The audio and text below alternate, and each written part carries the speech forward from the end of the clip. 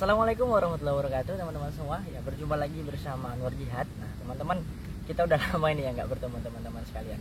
Tapi teman-teman masih ingat kan dengan Anwar Jihad? Baca. Nah tentunya ya di sini teman-teman, ya saat ini Anwar berada di Politeknik Kaltek Riau. Ya teman-teman bisa cari sebenarnya. Jadi Anwar saat ini masih berkuliah. Jadi memang kemarin menghilang ya sekitar setahun yang lalu, itu memang kita fokus saat ini sedang berkuliah. Namun teman-teman, pada kesempatan kali ini tentunya kita ingin flashback kembali nih tata cara budidaya dalam pertanian gitu. Nah teman-teman, kita berada di dalam playlist ya, panduan berbudidaya tanaman cabai dari awal sampai selesai. Nah tujuannya apa Anwar buatkan playlist ini adalah karena banyak banget nih yang komentar ya untuk dibuatkan panduan step by step pembudidayaan dari mulai awal ya, pembudidayaan kita melakukan penyemaian, penanaman, pupuknya apa aja dan semuanya gitu ya. Dan yang paling penting di dalam kita pertanian itu adalah bagaimana kita bisa memaksimalkan potensi yang ada di dalam benih kita. Namun teman-teman, ketika kita salah langkah sebelum kita melakukan penanaman cabai, itu bisa membuat hal-hal yang kronis, ataupun kiranya teman-teman nanti kita udah persiapkan semuanya, tapi ketika kita take action menanam cabainya itu bisa fatal teman-teman. Nah kira-kira apa sih yang mesti kita persiapkan untuk membuat tanaman cabai kita nanti ya saat kita melakukan penyemaian atau pembenihan itu bisa sesuai dengan apa yang kita inginkan. Jadi teman-teman, di sini Nur ingin share ya 6 langkah awal yang harus benar-benar kita perhatikan ya teman-teman, di dasar ya harus kita perhatikan sebelum teman-teman melakukan penyemaian terhadap benih cabai teman-teman. Apa sih yang kiranya harus dipersiapkan? Jadi ada 6 teman-teman langkah yang mesti kita persiapkan. Ya, yang pertama yang harus teman-teman persiapkan, yang harus teman-teman analisa itu adalah keadaan iklim. Jadi sebelum kita melakukan pertanian cabai ataupun kita menanam di lapangan ya teman-teman, perhatikan kondisi iklim cuaca. Ya, kiranya misalnya kita nih udah tahu nih gambaran nantinya 3 bulan ke depan ini iklimnya akan bagaimana? Apakah dia akan musim kemarau atau mungkin musim hujan ya, itu harus diperhatikan. Sehingga apa? Sehingga nanti kita bisa menentukan jenis benih yang terbaik. Jenis benih yang mungkin misalnya nih 3 bulan ke depan ini kayaknya musim hujan, kita persiapkan benih cabai yang memang tahan terhadap kekeringan ya, benih cabai yang kiranya dengan musim kemarau dia tetap bisa tahan, atau misalnya di musim hujan ya, jadi benih yang memang tahan terhadap air. Nah jadi ada benih-benih tertentu yang memang harus kita persiapkan gitu. Jadi yang pertama yang harus kita analisa atau persiapkan adalah pengetahuan kita tentang keadaan iklim yang akan terjadi ya, yang akan terjadi di sekitar 3 bulan ataupun saat kita penanaman yang akan kita lakukan. Langkah kedua yang harus kita persiapkan itu adalah kita harus mempersiapkan benih unggul. Apa yang dimaksud dengan benih unggul teman-teman? Ada 3 spesifikasi yang dimaksud dengan benih unggul. Apa aja tersebut? Yang pertama itu adalah benih yang tahan virus. Kenapa dikatakan tahan virus?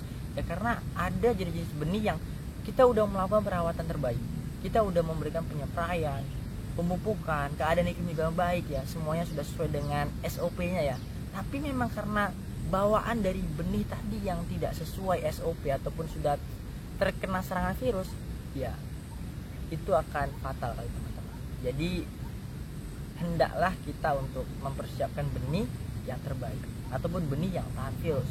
Gimana cara membuatnya? Nah, di video sebelumnya Anwar udah share bagaimana sih cara kita untuk mempersiapkan benih yang tahan virus. Teman-teman bisa cek ya di video, atau teman Anwar akan share di sebelah kanan atas. Nah, baik, itu yang pertama. Yang kedua adalah benih yang dia keturunan dari varietas yang disukai pasar. Kenapa demikian? Misalnya cabai, teman-teman nanam cabai besar ya, atau ada jenis cabai besar tuh yang modelnya besar. Nah ada varietas tertentu yang walaupun nanti kita sudah hasilkan varietas tersebut, tapi itu tidak disukai oleh pasar. Nah maka bisa dibilang kita percuma dalam melakukan penanaman tersebut, atau kiranya misalnya berhasil harganya akan hancur. Nah makanya teman-teman perhatikan hal tersebut. Jadi beli yang gimana ya? Kalau dari Anwar saat ini cabai merah besar itu yang laku itu yang modelnya panjang. Jadi orang nggak suka yang modelnya besar itu pendek, nggak suka. Jadi sesuaikan dengan keadaan pasar teman-teman di sana. Nah, yang ketiga itu gimana?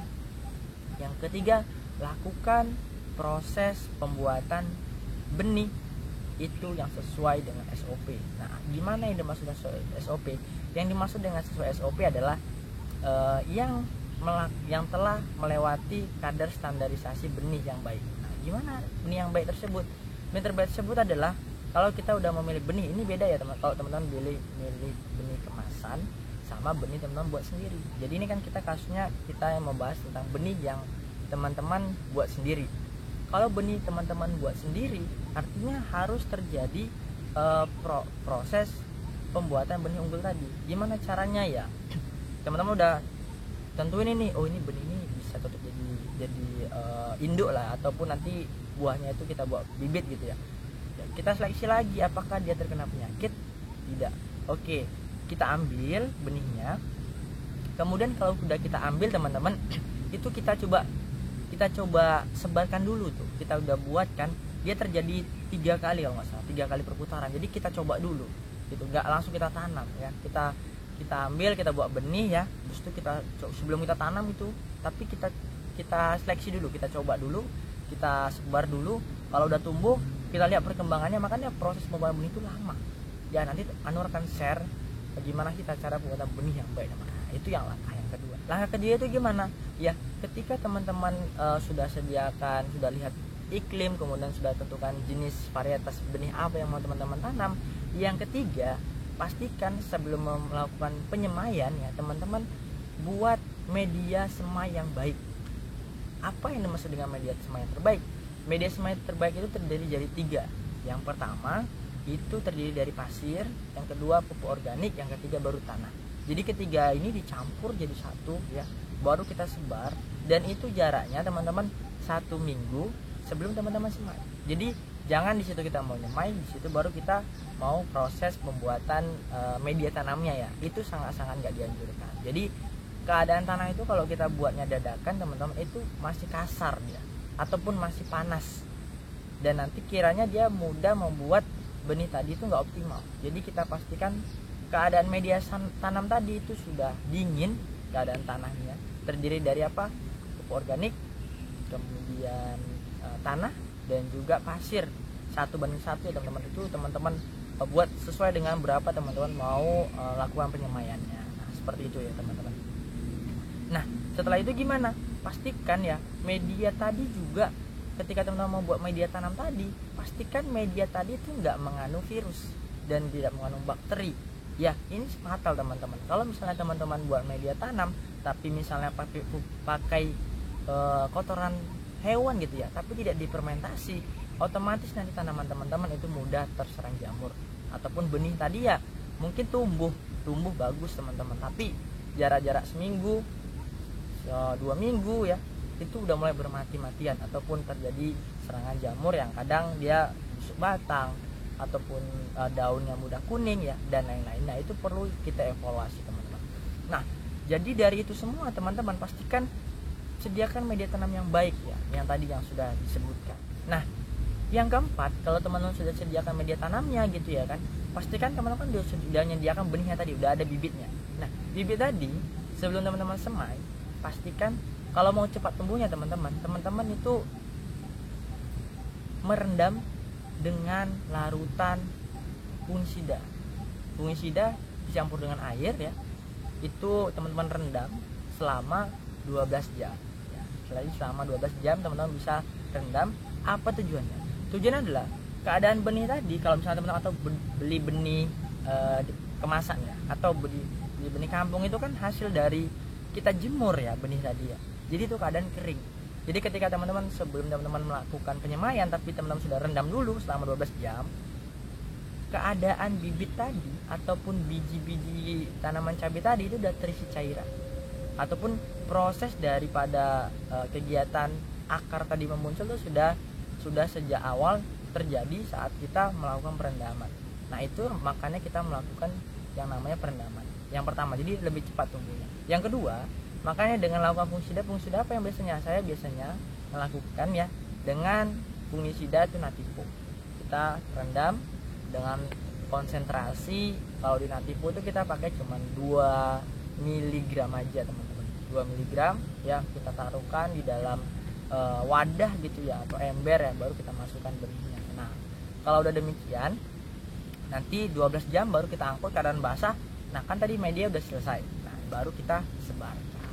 Nah yang kelima teman-teman, yang mesti teman-teman perhatikan juga adalah ketika teman-teman mungkin udah nyemai gitu ya, sudah melakukan nyemaian ini gitu, yang kadang kita keliru itu sering kita nggak menyediakan media tanamnya. Kita udah menyediakan, sudah kita semai, tapi media tanam kita untuk nanti kita mau itu di polybag atau teman-teman mau di hamparan luas ya, misalnya nanamnya banyak, misalnya kisaran 5.000 batang atau 10.000 batang atau mungkin ya sampai banyak banget ya.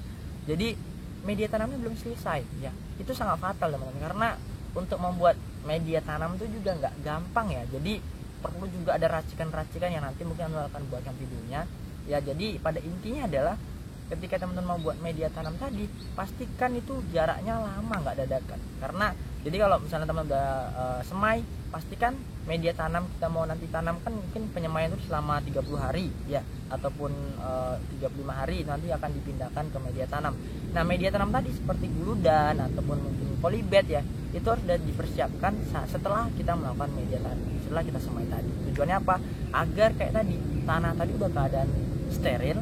Kalau tanah sudah keadaan steril, teman-teman nantinya teman-teman juga melakukan proses pembukaan dasar, kemudian melakukan dolomit. Kalau sudah dadakan, nanti takutnya akan berpengaruh terhadap benih yang teman-teman tanam di dalam media tanam tadi.